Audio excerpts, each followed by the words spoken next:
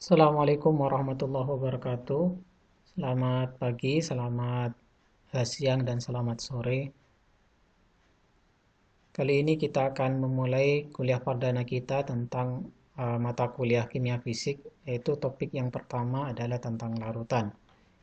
Di sini kita akan mempelajari uh, apa yang disebut larutan, apa yang disebut dengan larutan jenuh dan larutan tak jenuh dan sebagainya.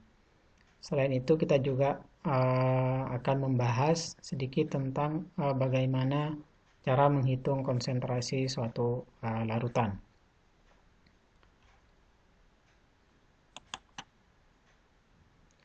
Nah, menurut definisinya, larutan merupakan suatu campuran homogen antara dua zat atau lebih yang berbeda jenis. Kita contohkan di sini, yaitu campuran antara dua zat. Zat yang terlarut itu disebut dengan solut, sedangkan pelarutnya disebut dengan solvent. Ketika ini bercampur, maka dia akan membentuk suatu larutan yang membentuk satu fase yang homogen. Jadi kalau di sini semuanya menjadi liquid. Yang awalnya solid atau padatan sama cairan, ketika dia bercampur dia membentuk liquid, membentuk cairan semua.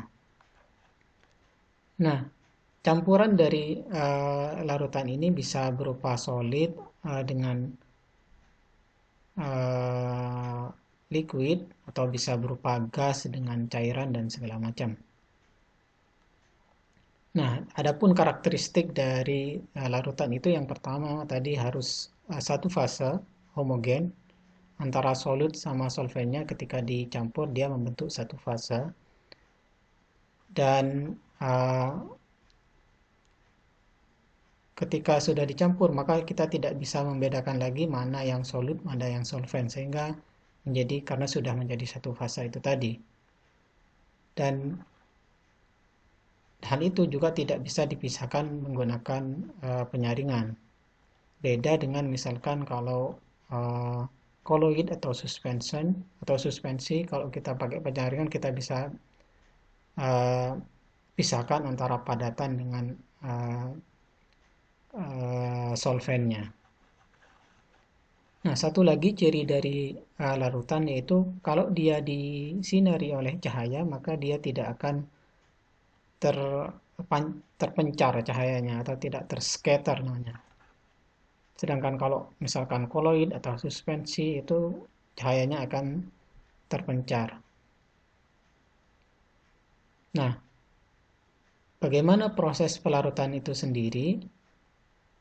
Yang pertama, si solvent ini akan membentuk semacam rongga seperti yang diilustrasikan di sini, sedangkan si solut dia akan yang awalnya bentuknya padat, misalkan dia akan terpecah menjadi kecil-kecil seperti ini. Lalu di step ketiga dia akan, si molekul-molekul dari zat padatnya ini akan dikelilingi oleh molekul dari pelarutnya. Contohnya misalkan garam.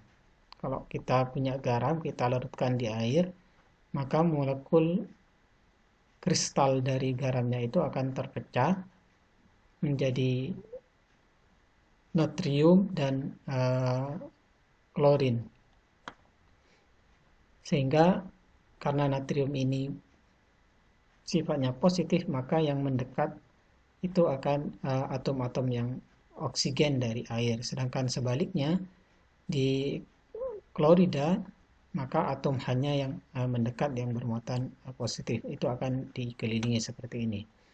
Begitu salah satu interaksi dari antara solut dan solventnya. Nah, ada berbagai macam jenis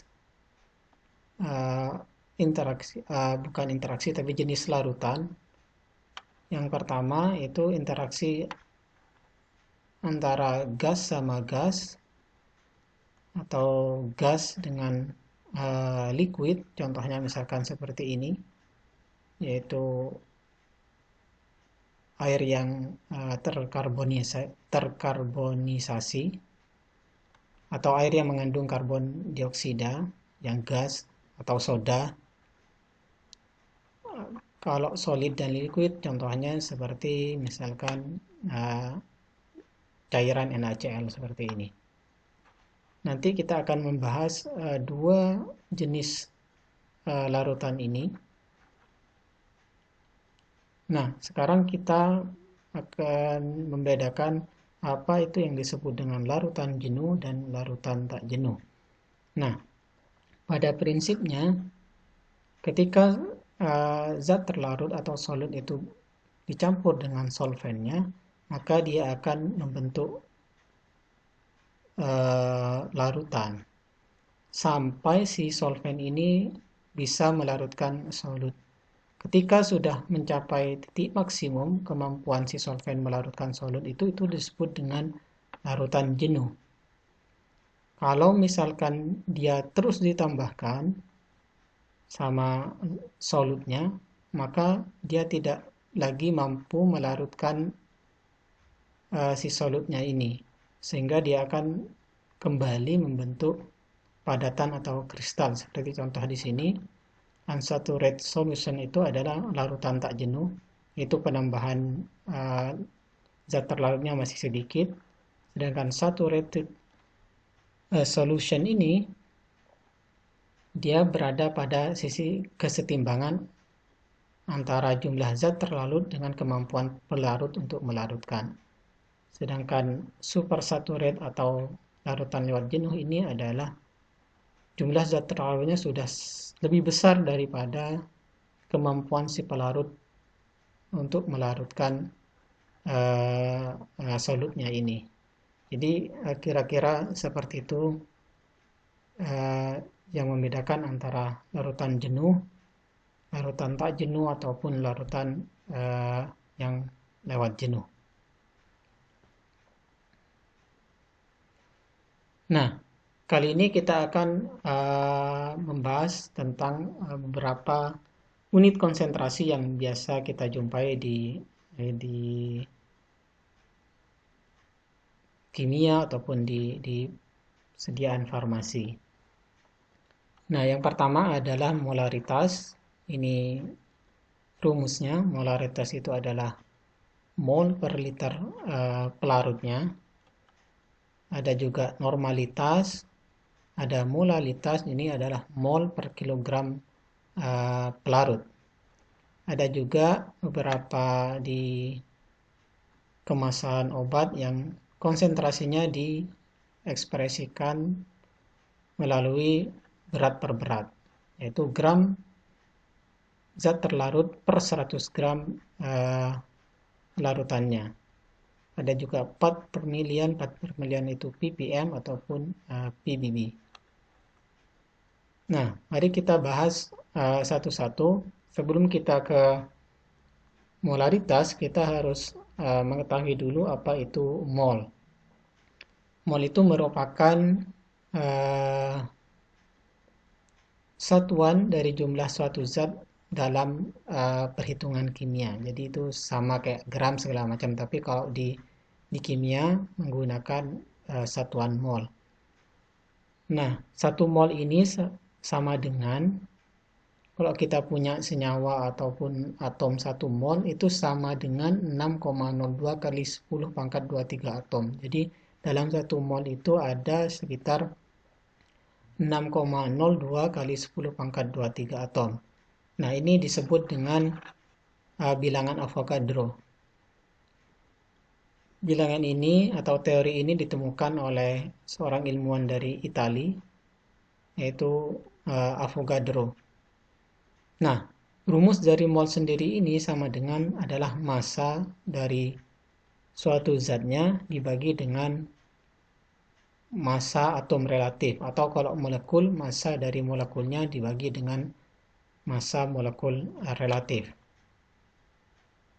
Nah, sekarang molaritas itu merupakan mol per liter larutan. Jadi satuannya adalah mol per liter. Contohnya misalkan di sini hitung molaritas dari larutan yang disiapkan dari 1,5 gram NaCl di dalam 500 ml air. Pertama kita hitung dulu molnya, karena kita ini molaritas merupakan mol per liter, maka kita hitung dulu molnya berapa mol NaCl tadi. 1,5 gram dibagi dengan mR, ini mR-nya NaCl. Maka ketemu ini molnya 0,0257 mol NaCl. Lalu karena molaritas merupakan satuannya liter, maka ini dikonversi dulu, yang pelarutnya di air ini dikonversi dari 500 ml itu sama dengan 0,5 liter. Sehingga kalau kita hitung berapa konsentrasi dari larutan NaCl itu, yaitu molnya tadi 0,025 dibagi dengan 0,5 liter, sehingga ketemu 0,051 mol per liter. Jadi itu cara menghitung dari molaritas. Selanjutnya molalitas. Molalitas itu hampir sama dengan mol, cuman pelarutnya dalam bentuk kilogram. Kalau tadi bentuk liter, kalau ini dalam bentuk kilogram solvennya.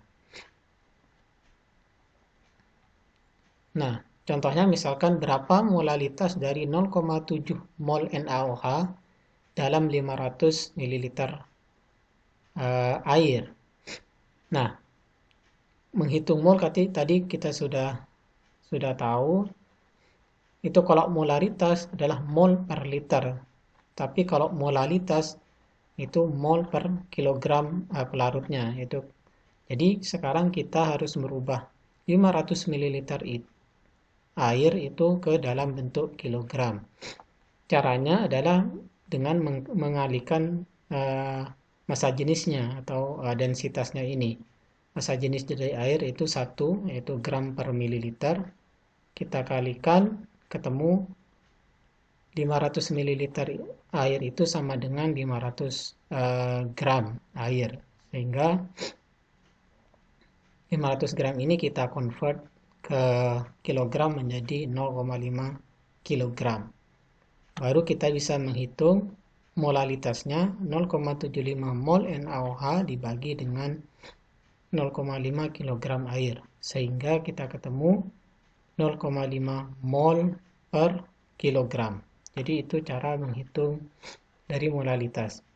Caranya hampir sama dengan molaritas, tapi bedanya adalah kalau molaritas itu pelarutnya dalam bentuk liter, tapi kalau molalitas pelarutnya dalam bentuk kilogram. Nah, selanjutnya adalah normalitas. Normalitas itu banyaknya mol ekivalen suatu zat dalam 1 liter larutan. Ini rumusnya adalah berat zat terlarut tidak dalam bentuk gram dikali massa ekivalen dan dikali volume dalam satuan liter. Massa ekivalen itu maksudnya adalah massa molekul dibagi dengan ekivalennya. Contohnya misalkan seperti di sini, asam oksalat, kalau dia bereaksi, dia akan melepas 2H, jadi hanya ada 2 atom H-nya. Sehingga karena dia bisa melepas atau mendonasikan 2 atom H, maka ekivalennya sama dengan 2. Jadi untuk menghitung massa ekivalennya, maka ini adalah MR-nya, MR asam oksalat, dibagi dengan 2, yaitu sama dengan 6,3. Sehingga nanti kita bisa hitung berat asam oksalatnya, misalkan dibagi dengan ini, massa ekivalen, dan volume, misalkan kalau ditanya normalitas. Jadi selebihnya hampir sama seperti molaritas dan segala macam. Jadi kalau ini hanya massa ekivalennya yang harus diperhatikan.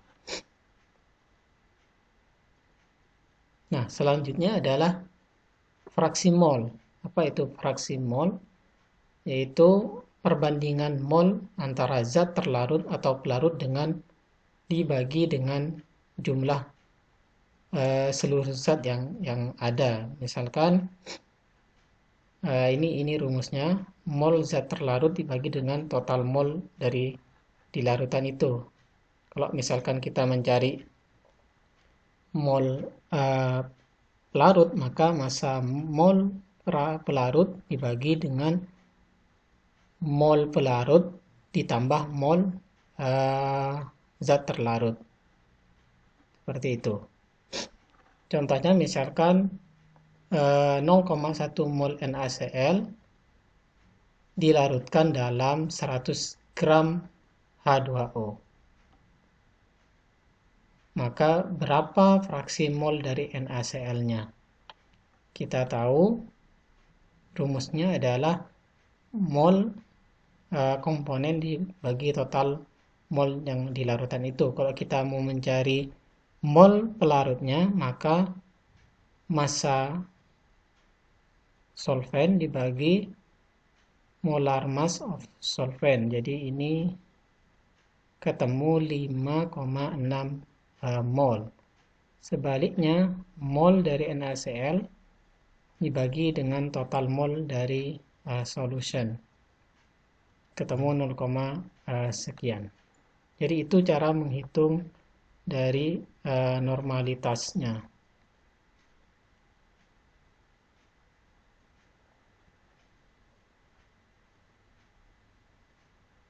Selanjutnya, untuk topik selanjutnya, kita akan membahas tentang pengaruh suatu zat atau pengaruh kelarutan zat.